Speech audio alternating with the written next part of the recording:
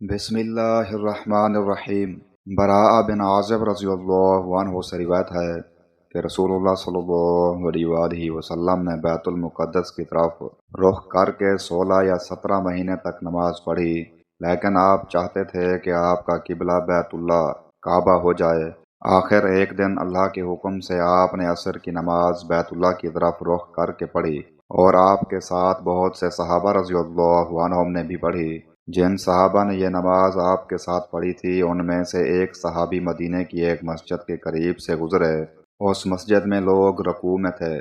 उन्होंने इस पर कहा कि मैं अल्लाह का नाम लेकर गवाही देता हूँ कि मैंने रसूलुल्लाह सल्लल्लाहु अलैहि वसल्लम के साथ मक्के की तरफ मुंह करके नमाज पढ़ी है। तमाम नमाजी उसी हालत में बैतुल्लाह की तरफ फिर गए।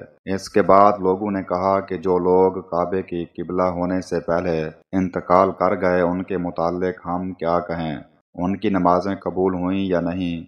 इस पर यह आयत नाजिल हुई, अल्लाह ऐसा नहीं कि तुम्हारी इबादत को ज़ाय करे, बेशक अल्लाह अपने बंदों पर बहुत बड़ा मेहरबान और बड़ा रहीम है। सही बुखारी हदीस नंबर 4486।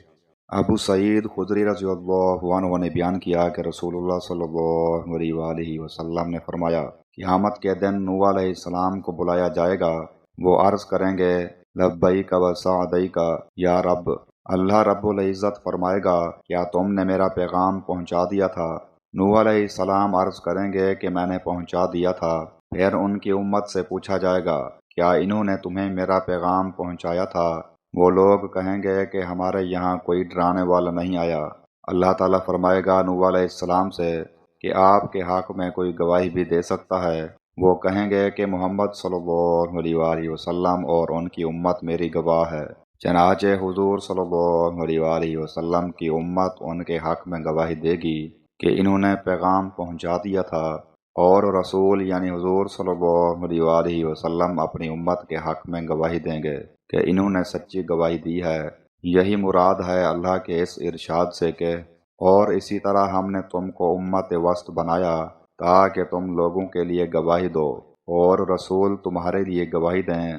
आयत में लफ्ज़ वस्त के मानी आदिल, मुनसिफ, बेहतर के हैं।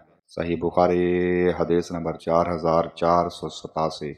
इब्न अब्बास रज़ियल्लाहु अन्हुमा ने बयान किया कि नबी करीम सल्लल्लाहु अलैहि वसल्लम ने फरमाया, अल्लाह ताला इरशाद फरमाता है, इब्न आदम ने मुझे जुटलाया हालांकि उसके लिए ये मुनासिब न था। उसने मुझे गाली दी हालांकि उसके लिए ये मुनासिब न था। उसका मुझे जुटलाना तो ये है कि वो कहता है कि मैं उसे दोबारा ज़िंदा करने पर कादिर नहीं हूँ, और उसका मुझे गाली देना यह है कि मेरे लिए औलाद बताता है। मेरी ज़ात इससे पाक है कि मैं अपने लिए बीवी या औलाद बनाऊँ। सही बुखारी हदीस नंबर 4482।